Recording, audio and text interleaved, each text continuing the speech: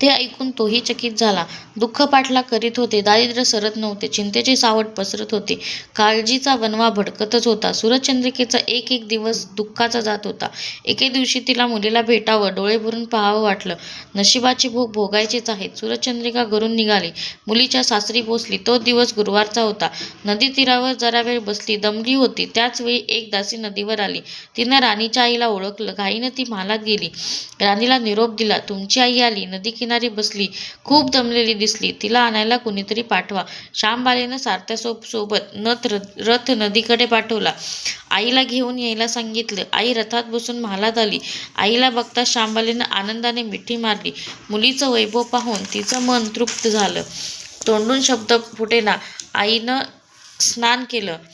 मुलीनं तिला पैठणी दिली, सोन्या मोत्यांचे दागिने दिले. आईचं रूप अधिकच खुललं. दुपारची वेळ झाली. श्यामबाईनं भक्तिभावानं लक्ष्मीची पूजा केली.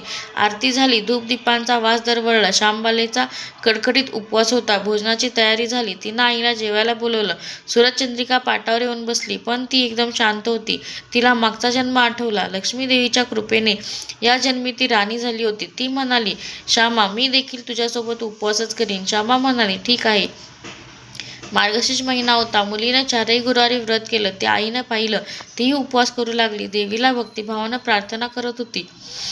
महिना संपला. घरी जायचा विचार ठरला. पोहोचवायला श्यामबाला सोबत गेली.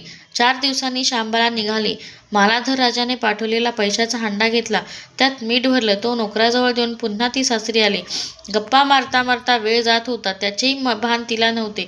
मालाधरानं विचारलं, माहेराहून काय आणलंस? श्यामबाईनं सोबत आणलेल्या हंड्याकडे बोट दाखवलं. मालाधरानं उत्सुकतेने झाकण काढलं. त्यात त्याला काय दिसलं? मिठाचे खडे. अगं वेडे, मिठाचे खडे कशाला आणलेस? इथे मिळत नाही का मीठ? मीठ मिळतं ना, पण हे मीठ माझ्या वडिलांच्या राज्यातलं आहे. वडिलांचं राज्य सौराष्ट्रात होतं. त्या शेजारच्या समुद्राचं आहे हे मीठ. समुद्र तीरावर दूरवर माझ्या वडिलांचं राज्य होतं.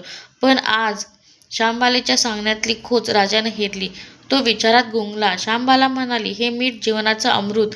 अन्नाला चव येते ती मिठानंच. मीठ नसलेला पदार्थ अळणी.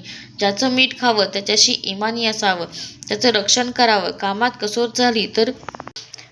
कसूर झाली तर प्रसंगी प्राणही द्यावे. मालाधर राजा निश्चयानं उठला. त्यानं आपले सेवक सासऱ्याकडे पाठवले. त्यांना बोलवून घेतलं. भद्रश्रवाला काय झालं कळलं नाही. ताबडतोब तो जावयाकडे आला. दोघांची गुप्त बैठक झाली. विचार पक्का ठरला. भद्रश्रवानं अनुमती दिली. मालाधरानं मुख्य सेनापतीला तात्काळ भेटण्यास बोलावलं.